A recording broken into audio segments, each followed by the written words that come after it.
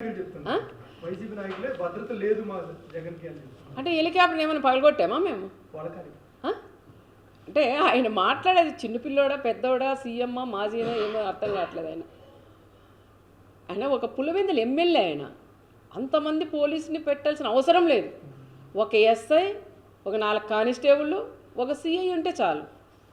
ఇంతమంది మా వాళ్ళు కూడా మా డిపార్ట్మెంట్ కూడా అతి ఉత్సాహంగా ముగ్గురు ఎస్పీలని, డిఎస్పీలు, సిఐలు, అక్కడ చిత్తూరు జిల్లా, మన కర్నూలు జిల్లా, అనంతపురం జిల్లా మొత్తం పోలీసులు అంటే తెచ్చి ఒక ఎమ్మెల్యేకి మేము వెళ్తుంటామండి ప్రోగ్రాంలకు. అంత ఇస్తారా మాకు బందోబస్తు?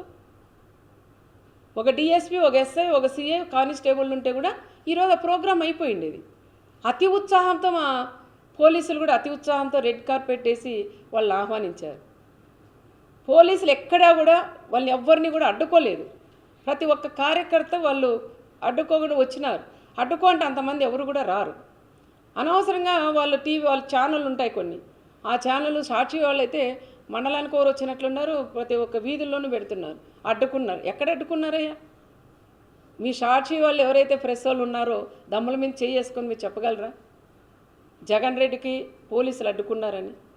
పోలీసులు అడ్డుకున్నారని అది జనాలు రాక ఆ రకంగా కూడా చెప్పుకున్నారు. రెండోది వచ్చేసి హెలికాప్టర్ ఏదో అద్దం చేయలేదు. ఎవరు తెలుసు అది? ఇంకా దాంట్లోకి ఎక్కినాక పరిటాల వాళ్ళు దాన్ని పగలగొట్టినాడని ఆ తోపు చెప్పలేదు. ఇంకా చెప్తాడేమో అది కూడాను. ఏదో పైనింటి రాయి ఇసిరిందాయమ్మా దానికి పోయిందని. నీకు తెలియదు హెలికాప్టర్ ఎట్లా ఉందనేది? అదే పనిగా నువ్వు రోడ్డు మీద పోవాల బై రోడ్డు ఇట్లని జనాలందరికీ ఇట్లా చేతులు పోవాలన్న ఆలోచనతోనే హెలికాప్టర్ చూపిస్తూ ఆయన ఈ విధంగా రోడ్ మ్యాప్ పోయినాడు. కానీ పోలీసులకి దీనికి ఎటువంటి సంబంధం లేదు అని చెప్తారు.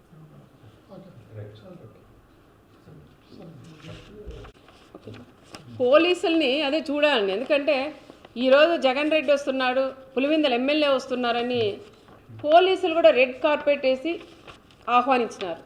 ఆ రోజు మా నాయకుడు చంద్రబాబు నాయుడు గారు ఎక్కడికి వెళ్ళినా దాదాపు 74 సంవత్సరాలు క్యాన్వాస్ ప్రచారాలకు ఏదైనా ప్రోగ్రాములు పోయినా లైట్లు ఆఫ్ చేసి నడిపించిన రోజులు కూడా మేము కళ్ళారా మాకు కళ్ళకు కట్టినట్లున్నాయి. ఆ విధంగా మేము కూడా చేయకోకుండా జగన్ రెడ్డి వచ్చినప్పుడు రెడ్ కార్పెట్ వేసి పోలీసుల్ని ఎక్కడ ఇబ్బంది లేకోకుండా వచ్చిన వాళ్ళ కార్యకర్తలు కూడా పంపించమని చెప్పిన నాయకుడు మా నాయకుడు చంద్రబాబు నాయుడు గారు.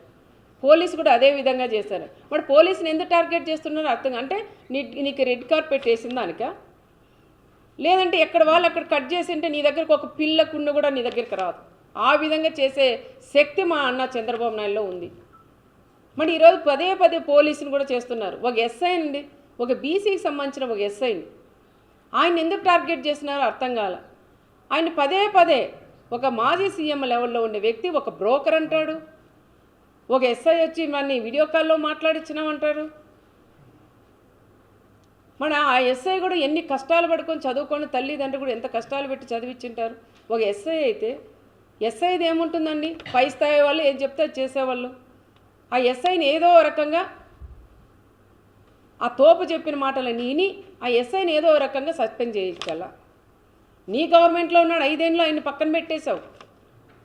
మళ్ళీ ఈ గవర్నమెంట్లో ఆయన కరెక్ట్గా జాబ్ చేస్తుంటే ఈ రకంగా మళ్ళీ వీడియో కాల్లో మనం ఒకరితో పలికిచ్చు. నువ్వు ఒక అబద్ధం చెప్పేది కాదు, వీడియో కాల్లో మాట్లాడిచ్చాడు ఎస్ఐ అని చెప్తున్నావు. మరి ఒక్కరితో అయినా మీరు పలికించగలరా? అనవసరంగా మీరు పోలీసుల మీద కూడా పోవడం అది తప్పు అని చెప్తున్నాం.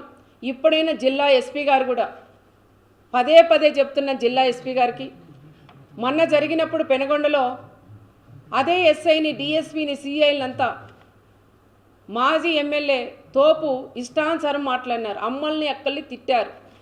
మరి ఆ రోజే ఎస్పీ గారు స్పందించి పోలీసులను ఈ విధంగా అరిశారని సీరియస్నెస్ తీసుకొని సీరియస్గా ఏదైనా వార్నింగ్ ఇచ్చింటే ఈరోజు ఇంతవరకు వచ్చేది కాదని నేను ఎస్పీ గారికి కూడా చెప్తాను. ఇప్పుడైనా తల్లి, ఇప్పుడైనా మీరు మేల్కొని పోలీసు కూడా మీ ద్వారా మీ నుంచి మీరు పెద్దలు అయిపోతున్నారు. కింద ఉండేవాళ్ళు, కింద స్థాయి వాళ్ళు ఎస్ఐలు, సిఐలు, కానిస్టేబుల్ ఉన్నారు. వాళ్ళందరూ కూడా ఇబ్బందులు పడుతున్నారు. వాళ్ళకు ఒక భరోసా ఇవ్వండి, ఒక ధైర్యం ఇవ్వమని మన ఎస్పీ గారికి కూడా నేను తెలియజేస్తున్నాను.